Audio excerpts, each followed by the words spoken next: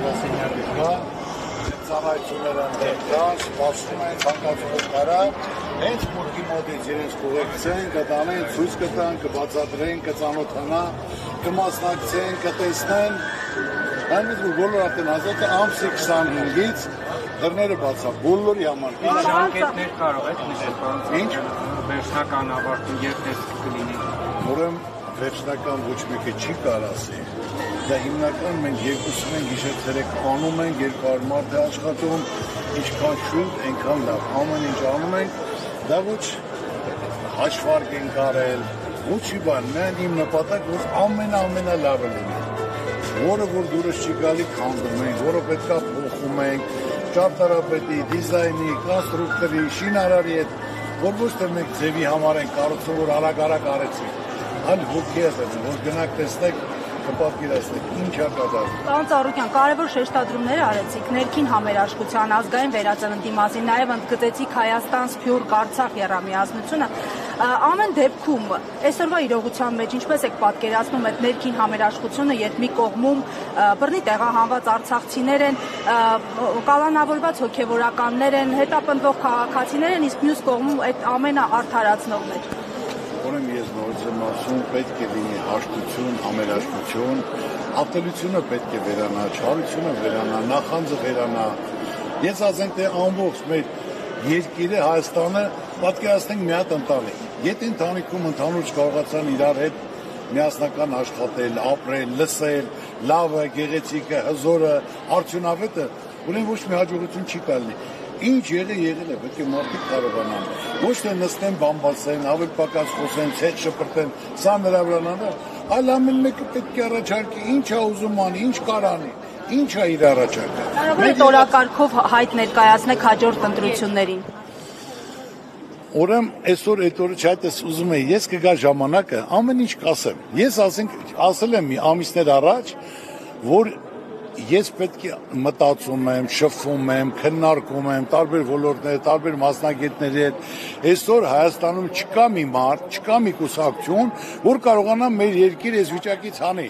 Անպայման պետք է լինի քննարկում, համախմբում, պարտադիր չի որ կուսակցական լինեն, այլ մարդը տվյալ ոլորտի ներկայացուցիչն է, արդյունավետ, բանիմաց, ցանկանում է որ իր երկիրը լավ լինի, հզոր լինի, անկախ լինի, ուժեղ լինի, ժողովուրդը հարուստ լինեն, ժողովուրդը որ աղքատ են, այդ երկիրը հզոր չի կարա լինի։ Պետք է լինի պայման հնարավորություն, բոլոր ոլորտները պետք է ուսումնասիրվեն, որ ոլորտում ինչն է խնդիր, ինչն է խնդիրը,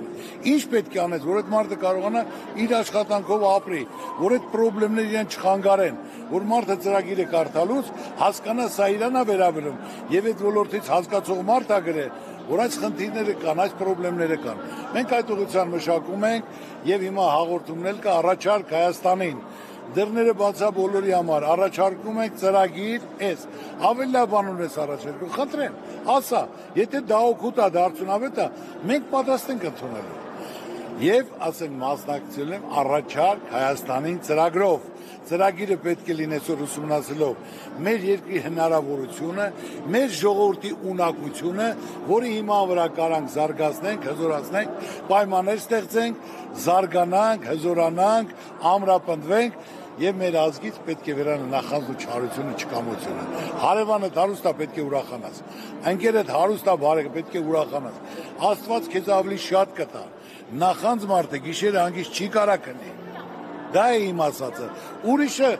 ծանոթ լինի ուրախանում, բայց քո հարևանը, քո ընկերը, քո բարեկամը հարուստ է կամ հաջողակ է կամ պաշտպան դու դրանից վատ ես։ Դա է մեր հիմնական թերությունը, պետք է դա բացատրվի, ասվի, հասկանանք, իրար կողք լինենք, առաջարկները հասկանանք ու կարողանանք լիարժեք դա իրականացնենք։ Տեսնում ենք մարզային այցերի ժամանակ ձեզ շատ են մոտենում քաղաքացիներ, ինչ են ասում, ինչի կարիք ունեն այս պահին։ Ուրեմն մարզերում հանդիպումները ես ասել եմ, բայց իրոք այսօր տեղը չի։ Իրոք կլինի առիթ, որ բոլորիդ գրավիրեմ եւ ձեր բոլոր ցանկացած հարցեր կպատասխան։ Հարցերից չեմ խուսափում։ Հիմնական այսօր երկիրը պահողը ժողովրդին կերակրողը գյուղատնտեսությունն է, գյուղացին է։ Գյուղաց ուզածը ինչ պետք է լինի։ Մեխանիզացիա, պարարտանույթ, վառելիք, սերմ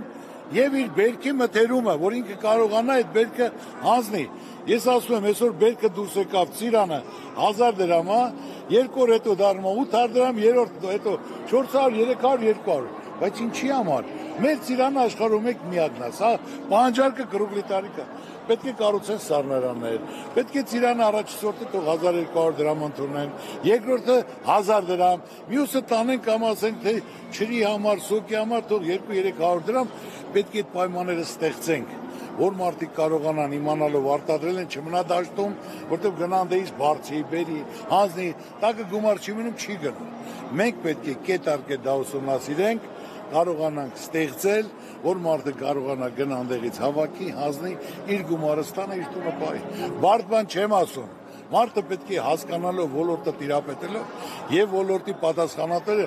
տվյալ ոլորտի մարդ պետք է լինեն։ Ժողովուրդն էլ տեսնելով, որ այդ մարդը այդ ոլորտի ամենան է։ Դա կապ չունի ազգանունը, բնակավայրը, այլ ինքը ամենալավ արդյունավետ մասնագետն է։ Հնարավորություն պետք է տան կառավարելու, կազմակերպելու, որ ինքը կարողանա դա անել։ Այդքան մի բան։ Հասկանալի է, շնորհակալ եմ։ Շնորհակալություն։